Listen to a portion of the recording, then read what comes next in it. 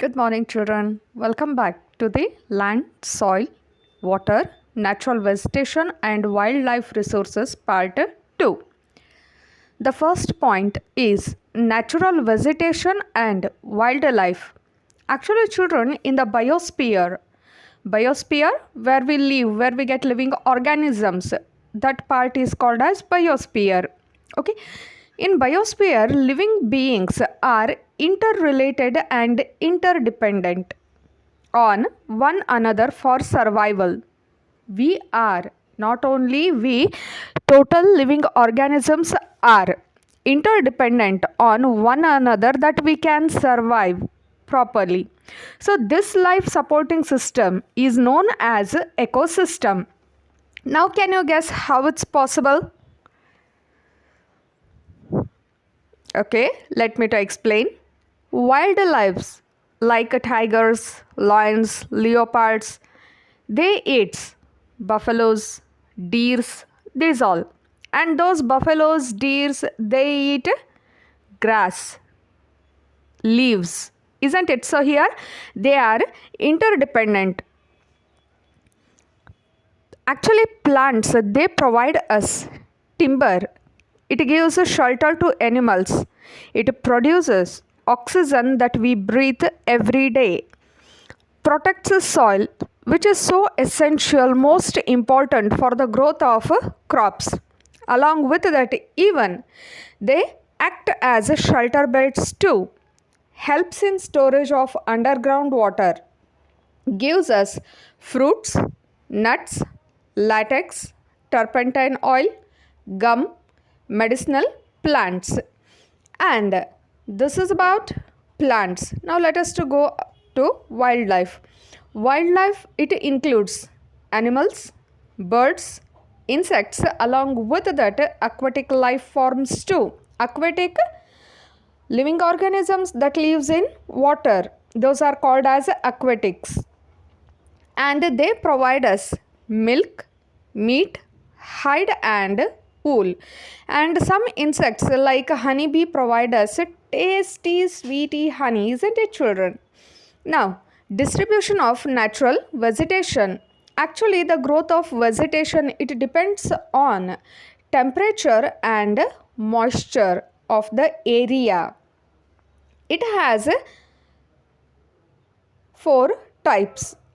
Among them, the first one is forest, second one is grasslands, third scrubs, and fourth one is tundra. Now let us to see one by one. Forests. Actually, these forests we get especially in those area which have abundant water supply, continue water supply. If water supply is more, then those areas get tall trees and a large number of trees too. Next, grasslands. Short stunted trees and grasses, they grow in the regions of moderate rainfall. They forms grasslands of the world. Third one, scrubs. Thorny shrubs and scrubs, they grow in dry areas of low rainfall like desert areas. Next, the fourth one is a tundra. Actually, tundra vegetation is available in cold polar regions and it includes mosses and lichens. Conservation of natural vegetation and wildlife. Deforestation, soil erosion, constructional activities, forest fires, tsunami, and landslides. These are some of human and natural factors which accelerate the process of extinction of these resources. Animals like tiger, lion, elephant, deer, black buck, crocodile, rhinoceros, snow leopards, ostrich and peacock. These animals are poached for the collection and illegal trade of hides, skins, nails, teeth, horns as well as feathers too. So to avoid all these things, to protect these animals, national parks, wildlife sanctuaries and biosphere reserves are made. Along with that, being the citizen of the country, our participation should be, we should conduct awareness programs like social forestry and Vana Mahotsava. Especially these should be encouraged at the regional and community level that we can save our wildlife. Along with that, natural environment too.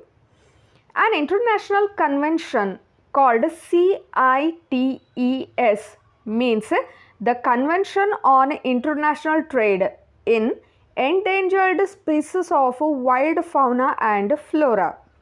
It has made a list of different kinds of animals and birds, and even strictly it is said that trade of these animals and birds is prohibited, banned, strictly banned. If someone participate in such kind of a activity, then that person will be arrested and will be given harsh punishment. Okay children, here the lesson ends. If you get any doubts, please contact me. Good day children, take care.